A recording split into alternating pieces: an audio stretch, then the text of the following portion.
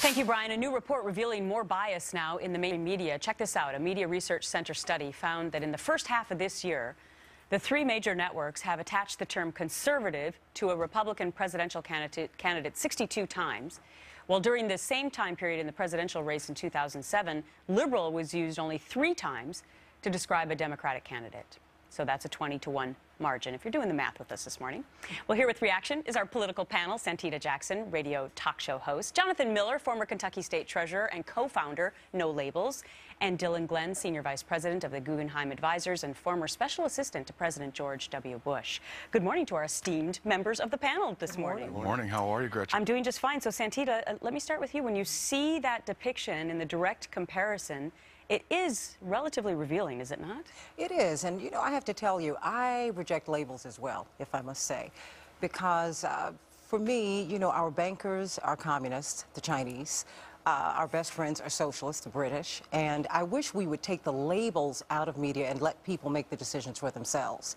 People are a mix, I'm finding, of all kinds of philosophies. We are conservative over here, we're liberal, we're progressive over there. People live their lives. But what we're not allowing people to do is, we're not giving people the space to make their own decisions. When you label a politician, when you label someone a liberal or conservative, then you know, all kinds of cultural wars break out and nothing gets resolved. But Dylan, why is it only going in one direction? Why are they only labeling conservatives and not liberals? Gretchen, you know, I don't know. I wish I knew the answer to that. I think I agree with Santita. You know, I think it's no surprise that that the perception at least is that media leans left. I think that's been sort of a proven mantra. But I think that the challenge is for people to see through that and look at ideas that the various parties espouse and make their choices that way. I agree with Santita that I'd like to see us look less at putting people in boxes in terms of what they stand and look at the ideas and try to make a choice from there. But Jonathan, I know that you're from No Labels and you're a co-founder of that organization. This is a tough debate, right? Listen, don't labels matter? Because through osmosis, if you continually hear something over and over again, you tend to believe it. Well, and unfortunately, that's the problem with the media these days. It's the problem with politics. So we're all being forced to be in these rigid ideologies, and as a result, not only do we see that kind of bias, which I think is more towards controversy than it is towards a particular party, but this helps drive the hyperpartisanship in Washington, which our No Labels organization is all about fighting, trying to get people to recognize exactly what Dylan and Santita have said, that people are much more nuanced and subtle in terms of their opinions. They might be liberal here, they might be conservative here. What we have to do is we have to come to a compromise to deal with the big problems, and liberal, conservative matters much less than tackling the economy, trying to promote education, dealing with immigration.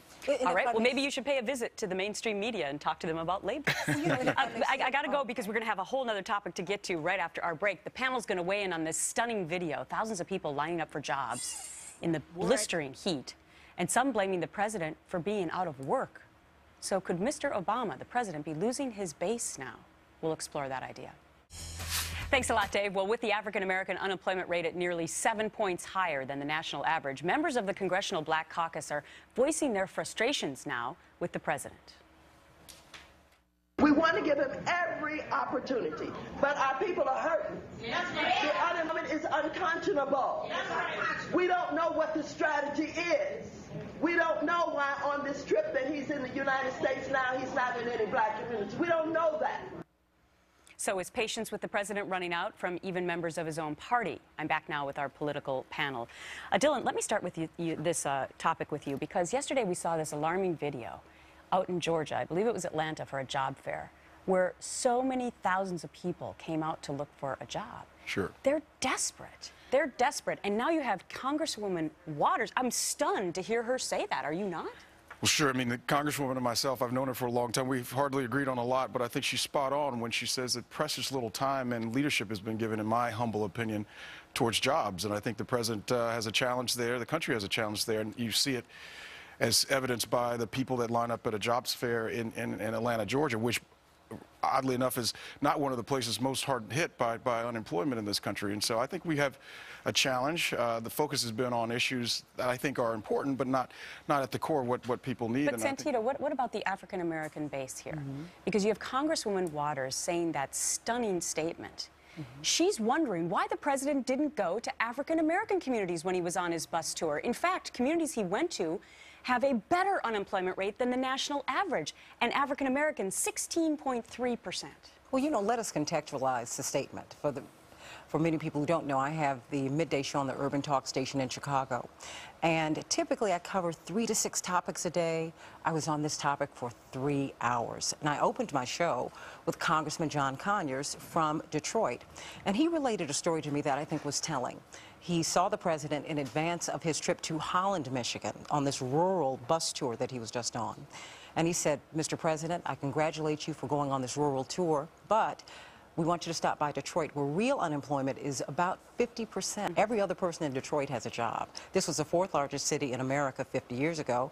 Now, the population has almost been halved, and the president said, we'll get to it.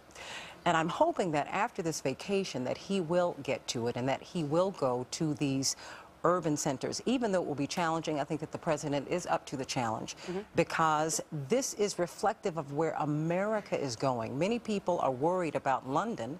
Many Americans are, because they say that this could presage what's happening in America. Of course it is, and I think that it's important for him to go to rural America, no question. But I want to see Jonathan, an urban tour. Do you think he's going to do that? Because then he would have to admit how horrible the unemployment rate is in those communities. I think he needs to get out to as much of the country as possible, particularly where it's hardest hit. You know, people, whether they're black or white or their politics are red or blue, they're just fed up with all politicians right now, whether it's the president or the Republicans in Congress. That's why I'm proud to be a recovering politician, not a real politician these days. And again, it's the hyper-partisanship in Congress focusing on issues that matter less and not focusing on jobs, which is what people care about these days. And, you know, and if I may say this... I got to wrap it up, but hopefully he's writing his speeches about jobs, because everyone's going to be paying close attention in 3 weeks when the president delivers those speeches. Thanks very much to you, panel. Thank you. Have a Thanks, great Gretchen. weekend. Thank you so much.